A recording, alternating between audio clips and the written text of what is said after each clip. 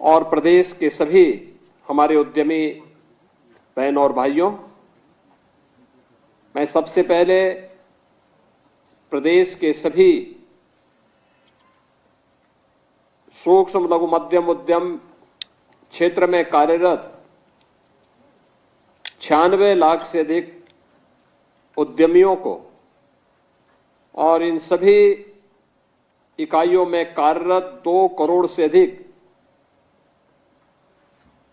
जो कार्मिक हैं, एक नया माहौल, नया वातावरण बन रहा है। एमएसएमई डे के अवसर पर उन्हें बधाई देते हुए अभिनंदन करता हूं। मुझे प्रसन्नता है कि आज एमएसएमई डे के अवसर पर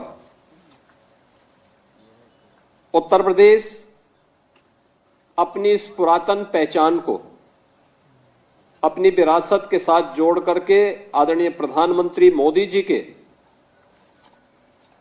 विकसित भारत की परिकल्पना को एक आधार प्रदान कर रहा है। पिछले 8 वर्ष में उत्तर प्रदेश की डबल इंजन की सरकार ने हर एक क्षेत्र में कुछ नया किया है, लीक से हट करके कुछ नयापन करने का प्रयास किया है। उसकी एक झलक अभी यहां मंच के माध्यम से आपको देखने को मिली और प्रदेश के परसेप्शन में आया हुआ बदलाव ये इसी का परिणाम है। याद करिए 2017 के पहले का उत्तर प्रदेश दंगों के रूप में, माफिया गिरोहों के रूप में, बेटी और व्यापारी के लिए सबसे असुरक्षित प्रदेश के रूप में जाना जाता था। पिछली सरकारों की उपलब्धि क्या है? जातीय संघर्ष करवा करके परिवारवाद के नाम पर एक जनपद एक माफिया देने, यही उनकी पिछली सरकारों की उपलब्धि रही है, जिसके कारण उत्तर प्रदेश के नौजवानों के सामने, उत्तर प्रदेश के नागरिकों के सामने पहचान का संकट खड़ा हुआ था। और आज उत्तर प्रदेश की विरासत पर गौरव की अनुभूति करने के लिए पहचान के संकट से डबल इंजन की सरकार ने आपको उभार करके 1 डिस्ट्रिक्ट 1 प्रोडक्ट दे करके उत्तर प्रदेश को उसकी विरासत से जोड़ने का काम किया है, जो उत्तर प्रदेश को एक नई पहचान दे रहा है, करोड़ों नौजवानों के लिए रोजगार के नए अवसर सृजित कर रहा है। ये नया अवसर एक नई पहचान है उत्तर प्रदेश के युवाओं के लिए। आज उत्तर प्रदेश में इससे रोजगार का सृजन भी हो रहा है। इसके माध्यम से उत्तर प्रदेश की प्रोडक्ट को अंतर्राष्ट्रीय मान्यता मिलकर के एक्सपोर्ट के एक नए रास्ते भी खुल रहे हैं। मुझे याद है 2017 के पहले उत्तर प्रदेश में कुल एक्सपोर्ट 80 से 85 हजार करोड़ के बीच में था। आज 2 लाख करोड़ रुपए से ऊपर का एक्सपोर्ट उत्तर प्रदेश कर रहा है। ये वही उत्तर प्रदेश है जिसमें प्रति व्यक्ति आय 46 हजार करोड़ थी 17 के पहले। आज ये बढ़ करके 1,20,000 करोड़ कर रही है। और यही नहीं, इसी उत्तर प्रदेश में यहां की जो जीडीपी थी वह केवल 12,75,000 करोड़ थी, आज यह लगभग 31 लाख करोड़ की हो गई है। आधार क्या बना?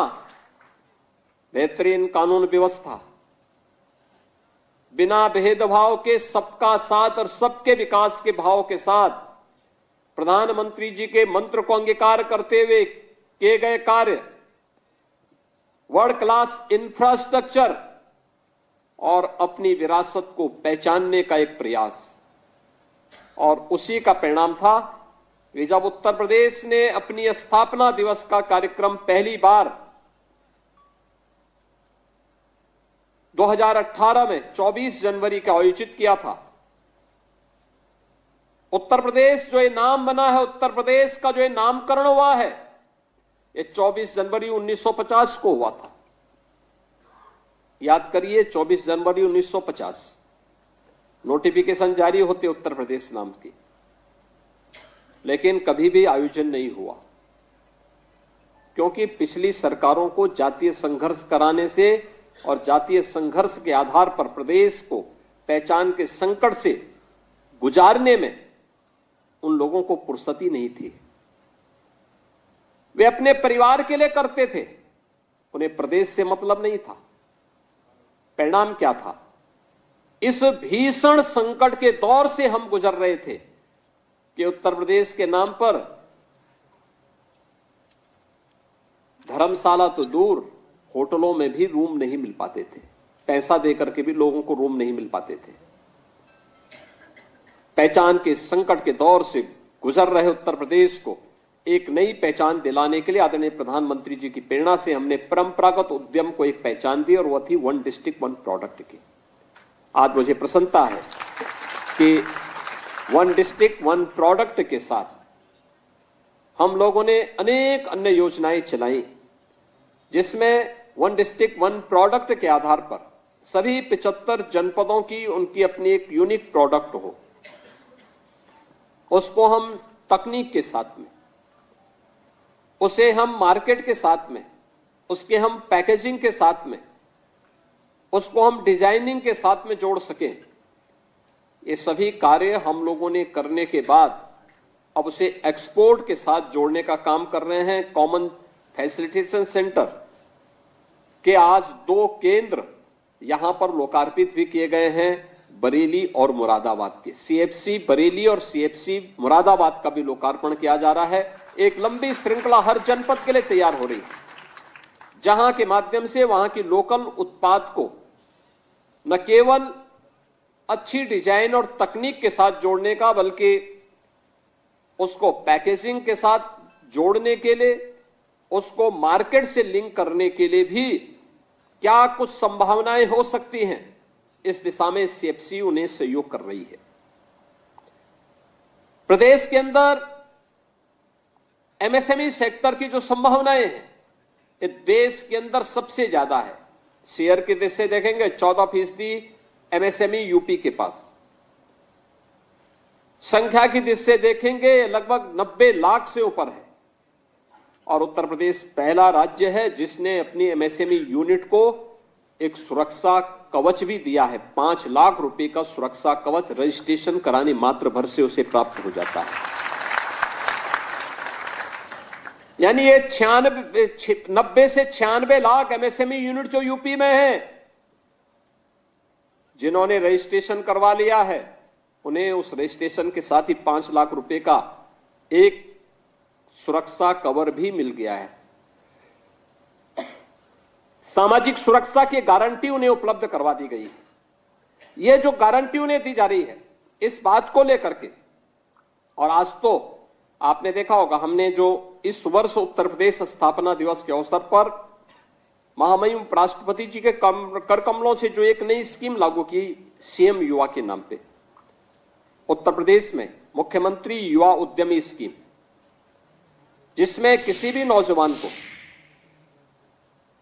जिसका चयन एक प्रक्रिया के तहत होता है, उसका प्रशिक्षण होता है। प्रशिक्षण के बाद वह कोई उद्यम स्थापित करना चाहता है तो 5 लाख रुपए तक का ऋण गारंटी मुक्त है, ब्याज मुक्त है, और 10% का उसमें गवर्नमेंट की सब्सिडी भी दी जा रही है, यानी गवर्नमेंट का अनुदान भी उसे उपलब्ध कराया जा रहा है। और मुझे बताते हुए प्रसन्नता है कि 24 जनवरी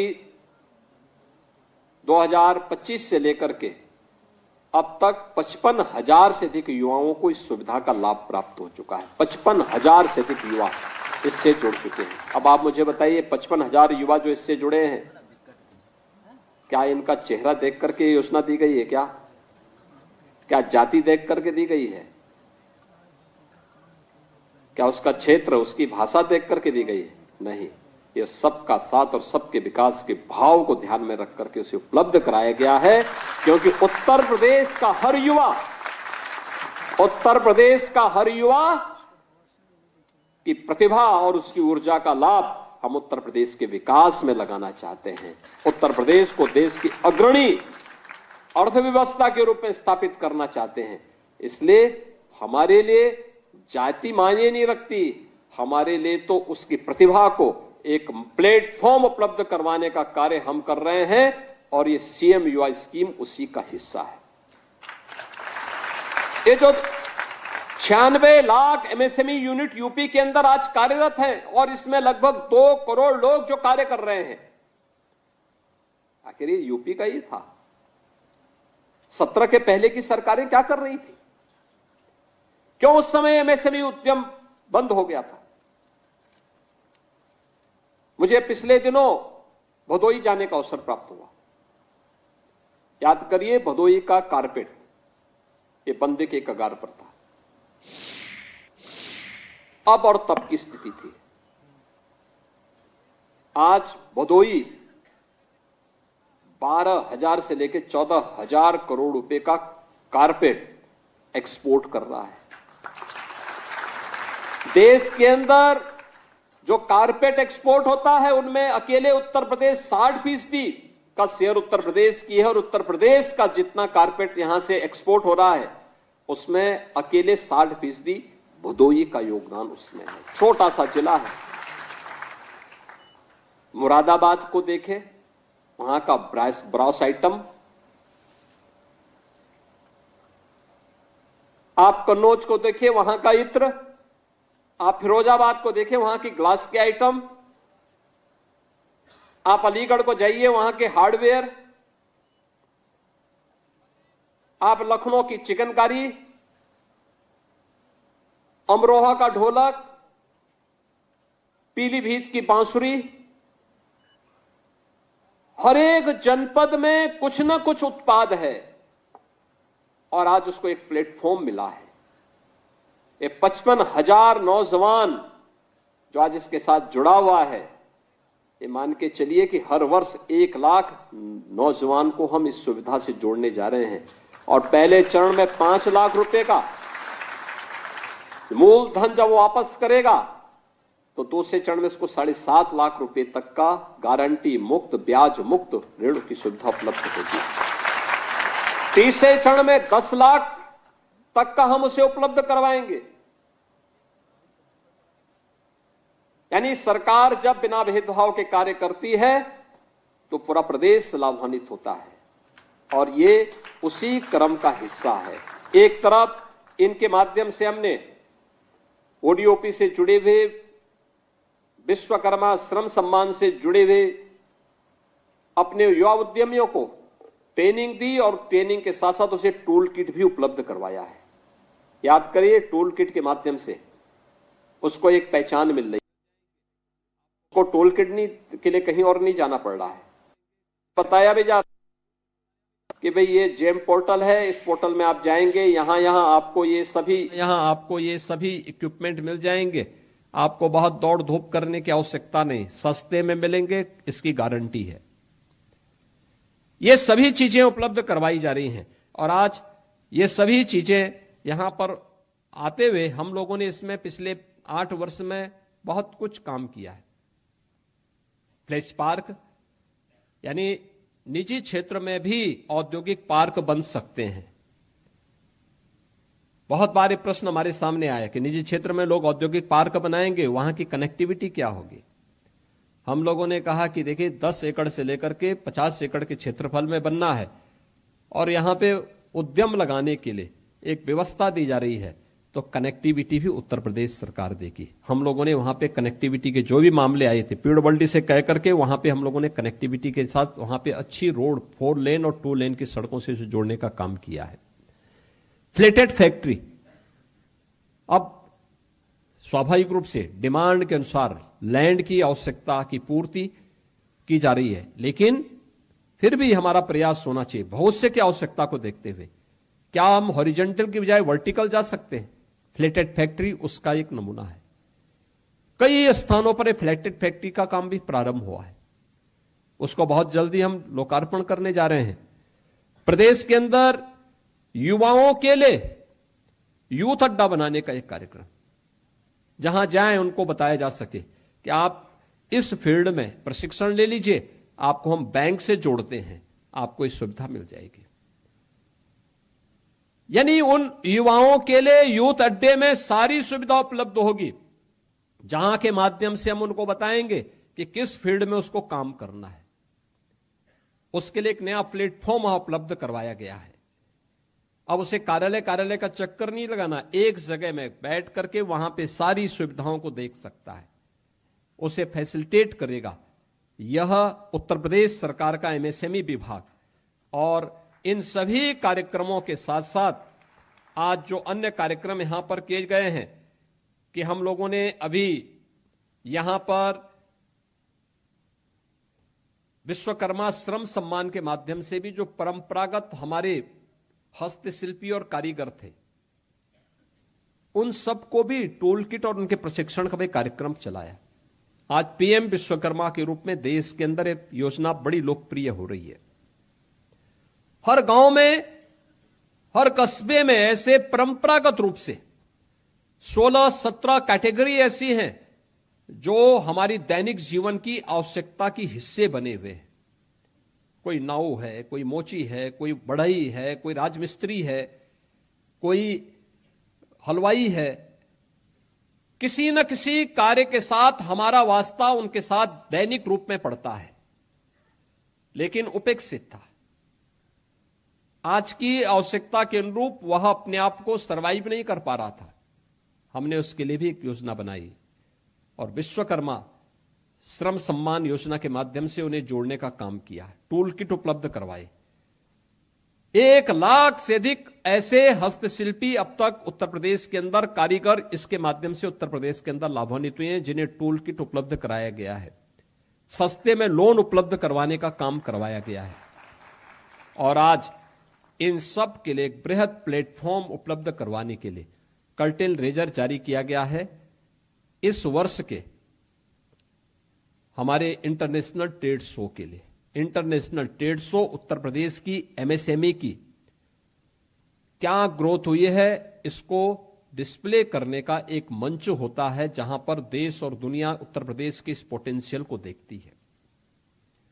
पिछले 2 संस्करण बहुत अच्छे हुए हैं, सफलतम हुए हैं, अपेक्षा से अधिक सफल रहे हैं। और यह भी अपेक्षा से अधिक सफल हो 25 सितंबर से 29 सितंबर के बीच यह international trade show greater Noida के इंडिया एक्सपो सेंटर में फिर से आयोजित होने जा रहा है।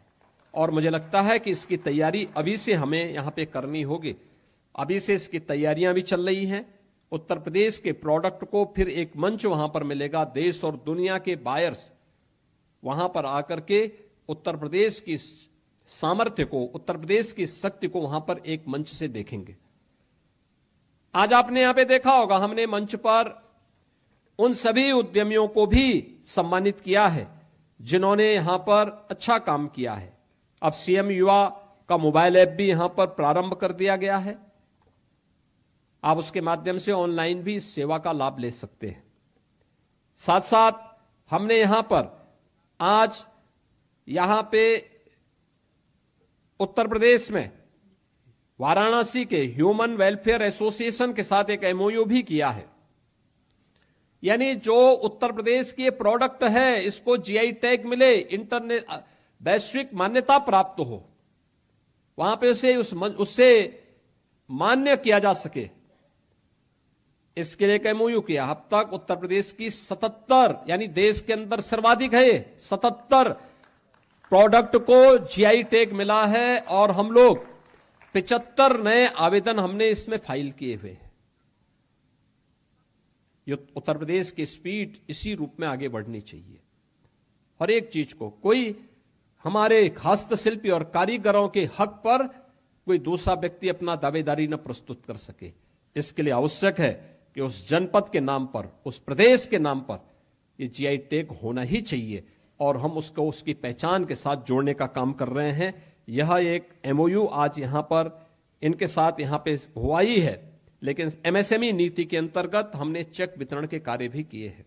जिनका इंसेंटिव मिलना था सीएम युवा के माध्यम से या ओडीओपी के माध्यम से, अन्य विभिन्न योजनाओं के माध्यम से, वह भी आज कार्य यहां पे संपन्न हुआ है। ये हमारी एक ताकत है। याद रखना, ये रोजगार का भी तो सृजन करता ही है। बड़े उद्यम के लिए भी एंकर यूनिट के रूप में भी जो सबसे बड़ी भूमिका का निर्वहन करता है, ये एमएसएमई यूनिट ही करती है। एमएसएमई यूनिट अगर आपके पास इसका एक नेटवर्क है तो आपके यहां बड़े उद्यम को आने से कोई रोक नहीं सकता है। वो अवश्य आएगा, क्योंकि उनको जब भी जाना होगा तो उन्हें देखना होगा कि उनके पास ऐसी कौन सी एंकर यूनिट हो सकती है जो उसको आसानी से उस प्रकार का माल उपलब्ध करवा सके। और उत्तर प्रदेश इस दिशा से बहुत समृद्ध हो चुका है। मैं विश्वास के साथ कह सकता हूं कि आने वाले समय में हम लोग इस दिशा में एक लंबी छलांग लगाने वाले हैं।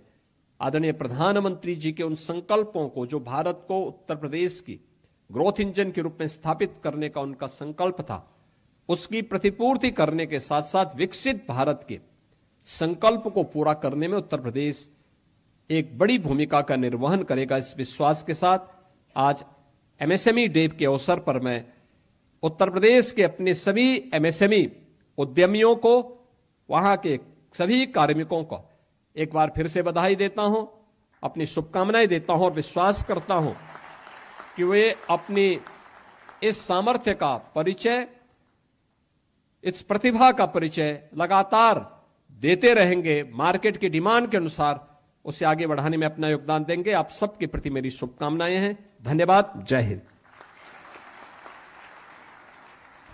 बहुत बहुत धन्यवाद माननीय मुख्यमंत्री महोदय। और अब मैं धन्यवाद ज्ञापन के लिए उत्तर प्रदेश के आयुक्त एवं निदेशक उद्योग